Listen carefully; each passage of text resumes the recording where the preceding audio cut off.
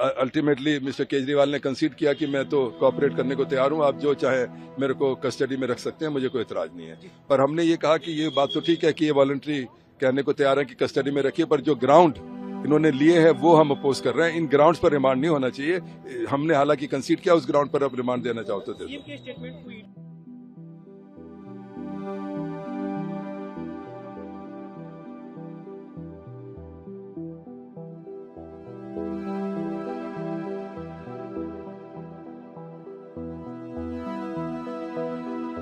जो उनकी एप्लीकेशन लगी थी पुलिस रिमांड के लिए, उसमें जो ग्राउंड्स लिखे थे वो लीगली बिल्कुल सस्टेनेबल नहीं थे ग्राउंड, वो जिसको मैं कह सकता हूं कि बेबुनियाद ग्राउंड थे। पर केजरीवाल जी ने रिक्वेस्ट की कोर्ट को कि मैं व्यक्तिगत रूप से कुछ कहना चाहता हूं, जो कोर्ट ने अलाउ किया, और उन्होंने बताया डिटेल में कि मेरे खिलाफ क्या एविडेंस है, और कोई एविडेंस नहीं है, एक गवाह का बयान है या जैसे भी है। उसके बाद आखिर में उन्होंने कहा कि मैं पुलिस रिमांड को एज सच अपोज नहीं करता हूं, और जितना भी आप ये चाहे मेरे को कस्टडी में रख सकते हैं, मैं पूरा कोऑपरेट करूंगा।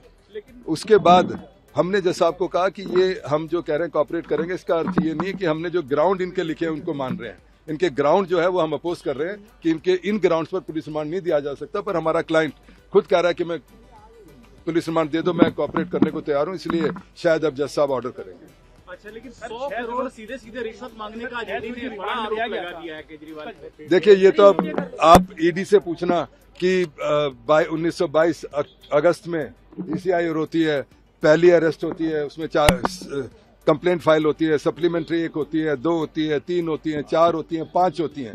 उसमें कभी भी एक बार भी ये नहीं कहा गया कि भाई केजरीवाल पर कोई इल्जाम है। अचानक अब जब चुनाव, मैं तो हालांकि लॉयर हूं, इस बात में नहीं मैं पढ़ता, पर अब आकर उन्होंने इसको अरेस्ट किया और कहा कि 100 करोड़ की इन्होंने डिमांड की थी। तो ये तो ईडी एक्सप्लेन करेगी, या जब समय आएगा जब आप सबको पता लगेगा। केजरीवाल जी ने यह भी कहा कि जिस गवाह के बयान पर आप मेरे को अरेस्ट कर रहे हैं, उस गवाह ने 50 करोड़ के जो इलेक्टोरल बॉन्ड थे बीजेपी पार्टी को दिए हैं, और उसके बाद उसकी बेल होने के बाद दिए हैं। तो क्या ये मनी लॉन्ड्रिंग नहीं है? क्या इस बात पर इन्वेस्टिगेशन नहीं होनी चाहिए?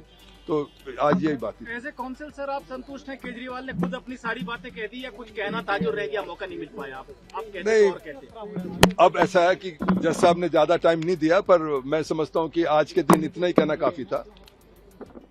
ठीक है, सबूत है उनके पास कि किस तरीके से मनी लॉन्ड्रिंग बाद में हो रही है। नहीं, मैंने तो सुना नहीं ऐसे अभी। सर, ईडी का कहना है कि जो अरविंद केजरीवाल ने सबमिशंस किए हैं इलेक्टोरल बॉन्ड्स को लेकर, वो इस केस से बिल्कुल रेलेवेंट ही नहीं है। अब ये तो आप लोग भी इतने दिन से मेरे से ज्यादा फॉलो कर रहे हो इस केस को, ये आप लोग तय करो कि रेलेवेंट है कि नहीं है। अगर एक एक्यूज इस केस का, और वो आपको याद होगा 6 दिन पहले जब आर्ग्यूमेंट किया लर्नेड एएस जी ने, उन्होंने कहा कि अगर कंपनी, कोई पार्टी भी, अगर पॉलिटिकल पार्टी भी इन्वॉल्व होती है तो वो भी कंपनी मानी जाएगी और वो भी एक्यूज बन सकती है। तो अगर आम आदमी पार्टी एक्यूज बन सकता है तो बीजेपी भी एक्यूज बन सकती है।